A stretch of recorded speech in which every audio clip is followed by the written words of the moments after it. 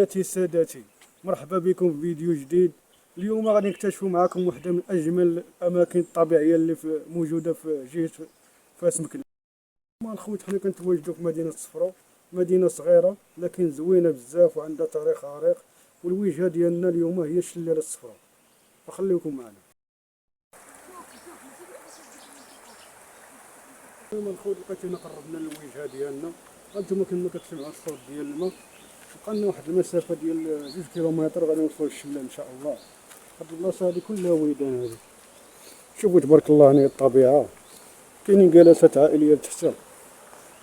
إلا كنتي كتقلب على الهدوء والجلسات العائلية فمرحبا بك هنايا في شلال الصفرو، غادي يعجبك بزاف.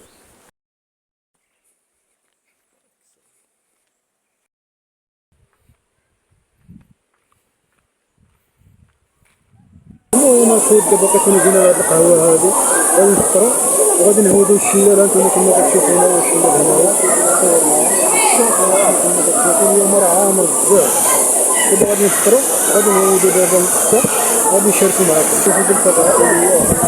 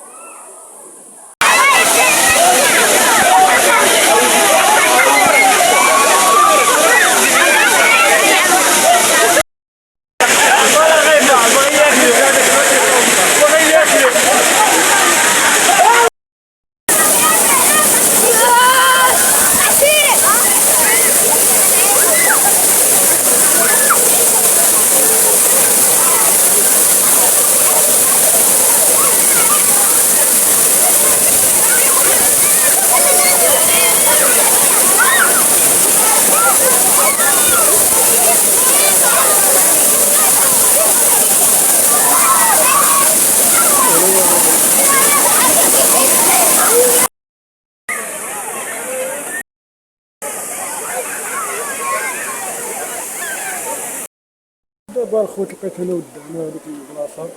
بالنسبه للشلال هو لتحت عامر بزاف. دابا غنمشيو لواحد البلاصه هنايا غادي نهاومو. بالنسبه للنصائح غادي نقول لكم حاولوا تجيو بكري حيت تيعمر دغيا، وخصوصا في الحد السبت.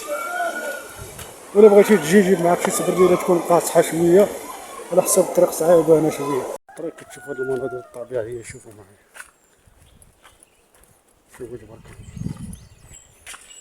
الله الواد هنايا هذا كله، شوفوا تبارك الله. شوف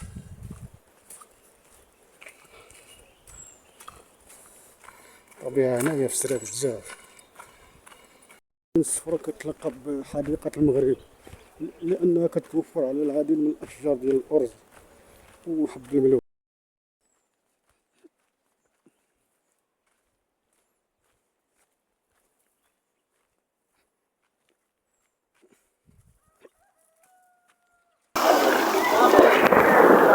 هنا هو اللي جامد بزاف، عرفتي منقدرش نعوم، يلاه عرفت الحياة.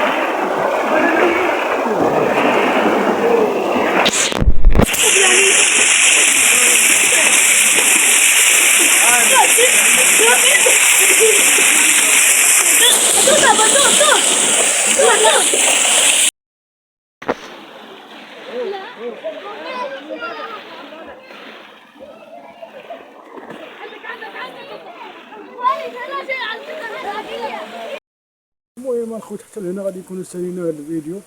دوزنا يوم زوين، عمنا شفنا الشلال. نتلاقاو ان شاء الله في مغامرة جديدة ووجهة جديدة ان شاء الله.